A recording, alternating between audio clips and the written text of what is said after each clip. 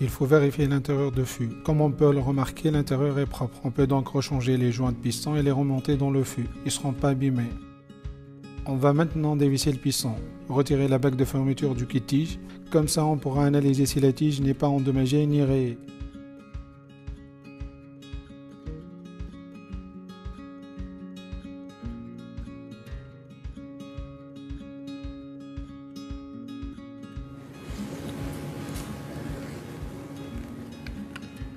Donc là en fait il y a le vis poiteau, on va l'enlever pour pouvoir dévisser le piston.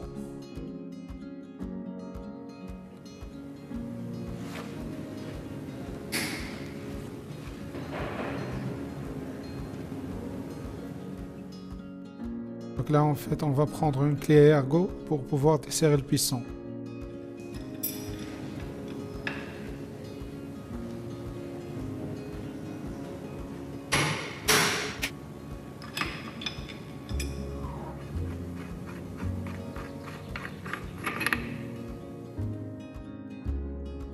Le joint torique, il y a un joint d'étanchéité à l'intérieur du piston.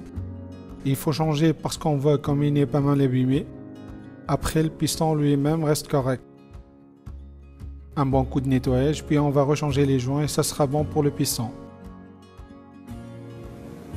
Là, on va maintenant extraire la bague de fermeture de la tige. On voit qu'il y a pas mal d'oxydation, donc il y aura sûrement une reprise des gorges avant de changer les joints. Et puis on voit que le joint de tige est abîmé aussi.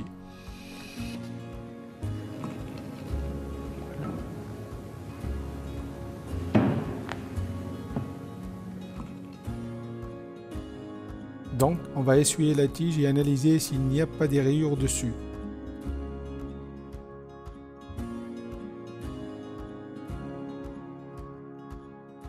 Il faut que la tige soit réparée ou changée et tous les joints changés.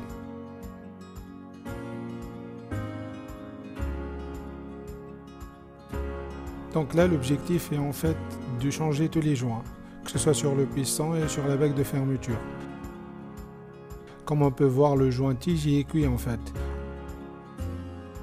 On voit la couleur, on a la couleur bleue qui est restée, et là du coup une autre couleur plus foncée. Et logiquement, un joint neuf, il est bleu partout. Et la dureté, là il est dur alors que normalement il devrait être plus souple.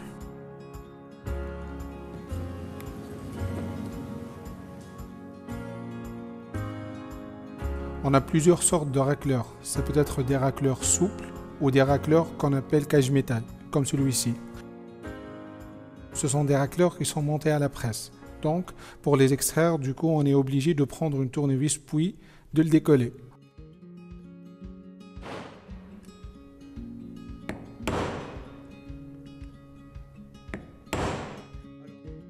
On avait donc le racleur. Le racleur, en fait, c'est un cache-poussière. Le joint qui se trouve ici évite la poussière de rentrer sur la tige et de pénétrer à l'intérieur de la bague.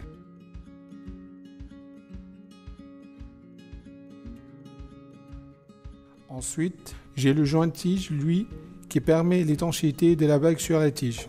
Il a un sens. Quand on veut le positionner sur la bague, il y a un côté plat et un côté lèvre. Il faut que la lèvre soit toujours en bas en fait. Il faut qu'il soit monté comme ça.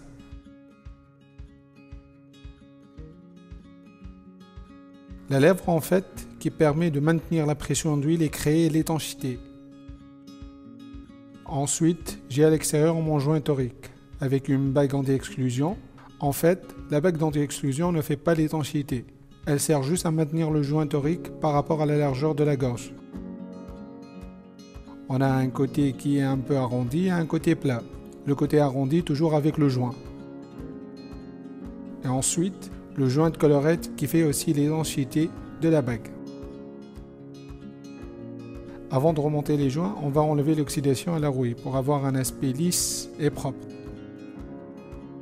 Donc là, le piston, pareil que la bague de fermeture, on va changer tous les joints. On voit bien que le joint torique est abîmé. Il fait l'étanchéité à l'intérieur du piston.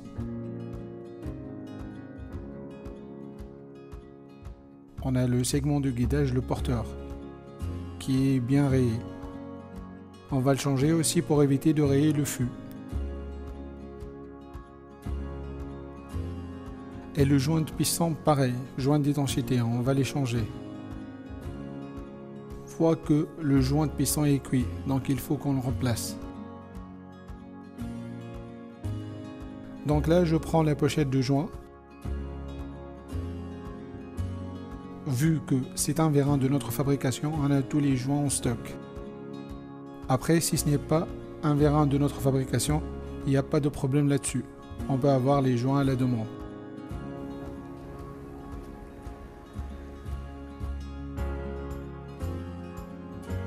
Donc là, je vais rééquiper la bague de fermeture. Du coup, on voit l'aspect, on a bien repoli les gorges. Voilà, pour qu'on ait une bonne étanchéité au niveau des joints. Donc là, je vais positionner le joint tige, côté lèvres toujours en bas, dans ce sens-là.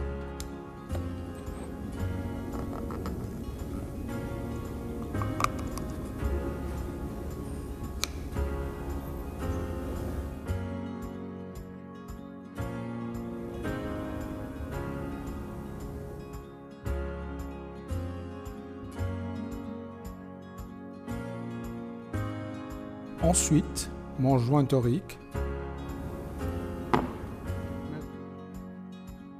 la bague anti-exclusion avec le côté arrondi, côté joint.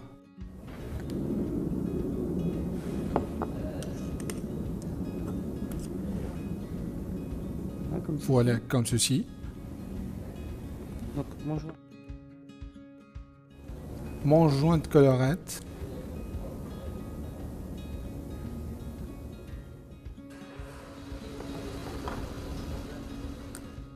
Et mon racleur cage métal que je vais le mettre à la presse. Donc le voilà. Le racleur a été mis à la presse vu que c'est une cage métal. La bague de fermeture est équipée. Tous les joints ont été changés. Donc on va passer au piston. Je vais remplacer le joint torique qui se trouve à la gorge intérieure. Le joint de piston.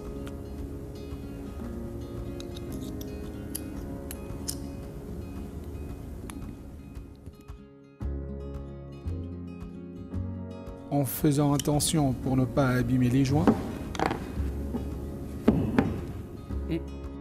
Et mon porteur. Et voilà, mon piston est équipé. Donc là, je vais repositionner ma bague de fermeture sur la tige. Bien faire attention qu'on a un chanfrein sur la tige à 45 degrés pour le passage des joints. Il arrive que la tige n'y ait pas de chanfrein, que ça soit droit. En passant la bague de fermeture, on peut couper le joint tige. Donc, s'il n'y a pas de chanfrein, il faut en faire un.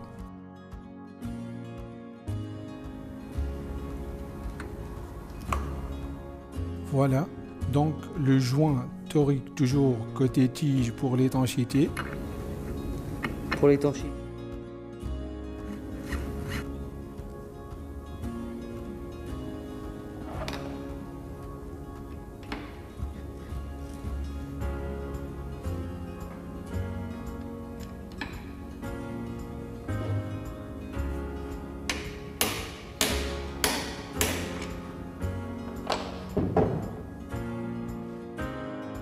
Il faut remettre le vis-poitou.